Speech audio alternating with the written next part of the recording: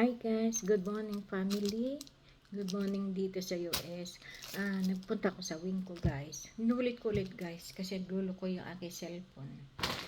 Ito guys, bumili ko ng walnuts. Lagyan ako ng banana cake. Pagkaing yan sa aso. Tapos milk. Yan. Tapos cherry flavor. And okra. Pipino. Tapos titikman ko itong pagkain ng mga Spanish. Guys, masarap daw siya. Kaya guys, matamis. Try ko lang. Tapos ito broccoli. Tapos titikman ko to guys kung masarap. Pag masarap siya, bibiling ko. Kasi ganun ako guys, ugali ko pag iba-iba chocolate.